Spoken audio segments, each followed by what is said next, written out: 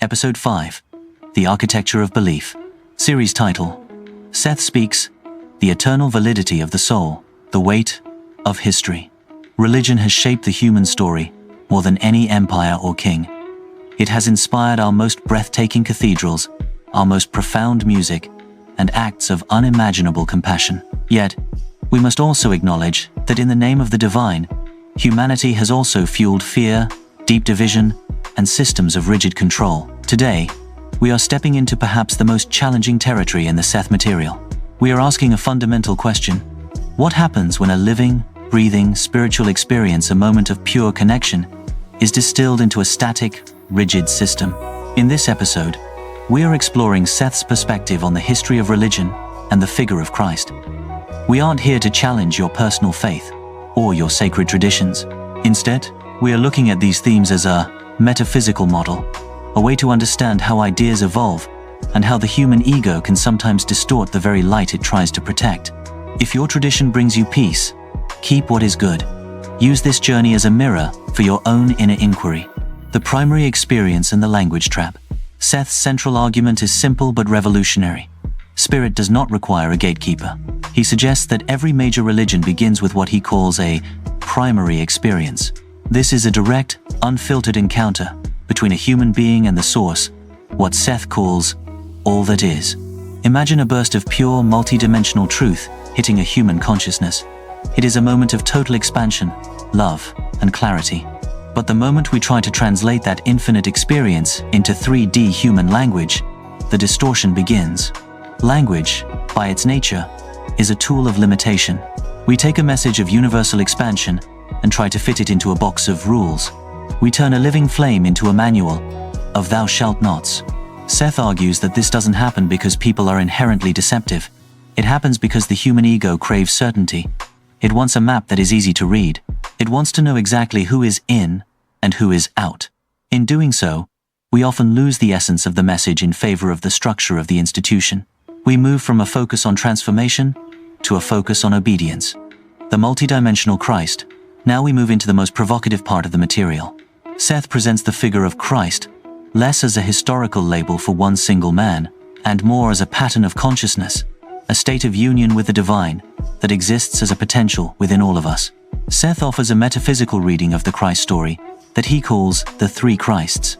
He suggests that what history recorded was actually a layering of three distinct influences: a historical teacher of immense spiritual focus, a prophetic social movement that rose up around him, and a transpersonal, multidimensional oversoul that guided the event from beyond linear time. From this perspective, the Christ energy was a deliberate injection of truth into the human stream, a reminder that consciousness is not at the mercy of matter. Seth challenges the traditional interpretation of the crucifixion, suggesting that the original intent was not a message of guilt and sacrifice, but a demonstration of invincibility. The message was meant to be, you can destroy the form, but the spirit remains untouched. However, humanity, heavy with the concepts of debt and punishment, reinterpreted this as a story of suffering and payment.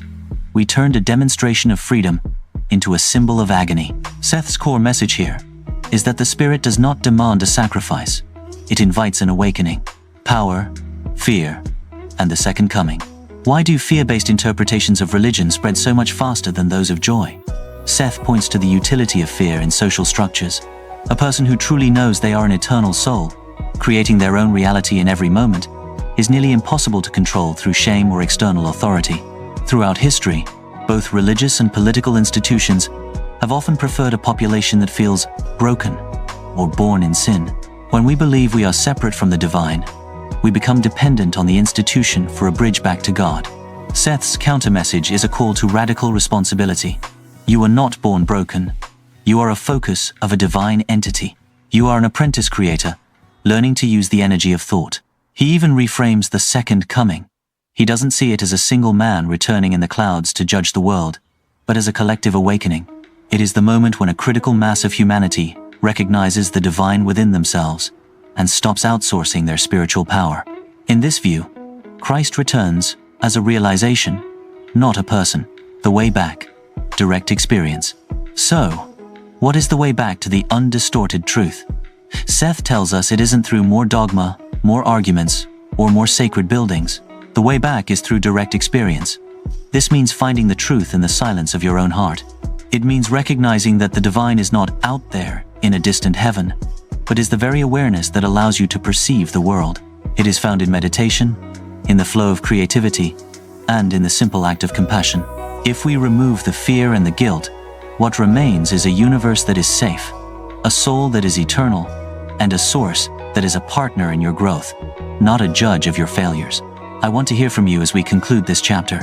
Has your experience with religion helped your growth, or has it added layers you're now trying to peel away? What does the source feel like in your own quiet moments? If this exploration opened a new window for you, like the video and subscribe for episode 6. We are moving from the history of religion into the laboratory of your own mind, exploring the nature of dreams and astral travel. I am your host, and this is Seth Speaks. The truth has no walls. I'll see you in the next reality.